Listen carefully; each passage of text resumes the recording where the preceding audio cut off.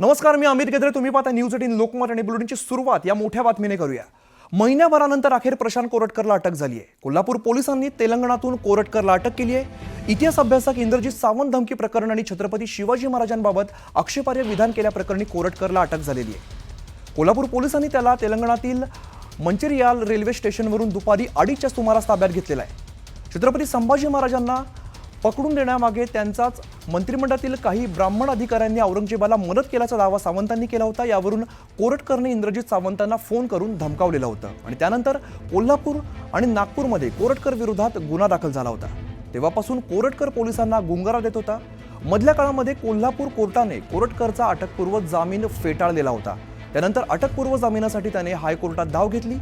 सध्या कोल्हापूर पोलिसांचं पथक कोरटकरला घेऊन मंचिरियालमधून कोल्हापूरकडे रवाना झालेला आहे. त्याच्या घराला पोलीस प्रोटेक्शन असताना तो एकतर तेलंगणा हवाई मार्गे गेला, एक तर तो बाय रोड गेला.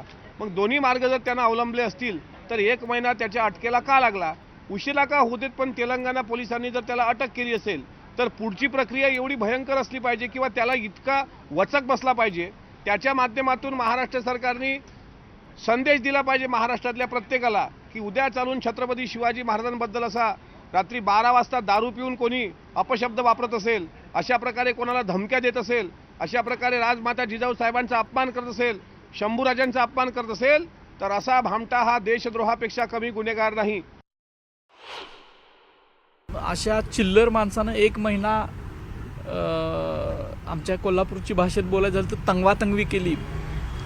ही खूप मोठी गोष्ट आहे आणि एका विकृत इतिहास सांगणाऱ्या व्यक्तीला अटक झालेली आहे आणि त्याबद्दल समाधान आहे. पण इथून पुढे जाऊन जोपर्यंत कायदेशीररित्या अशा व्यक्तीला शिक्षा होत नाही तोपर्यंत हा लढा चालूच राहील. योगायोग असा आहे की आज सगळी जी काही मिरची लागलेली आहे ते काय गद्दार चोर वगैरे बोलल्यानंतर जी काही तोडफोड झाली आहे तो विषय आपल्या चॅनलवर जोरदार चालू होता.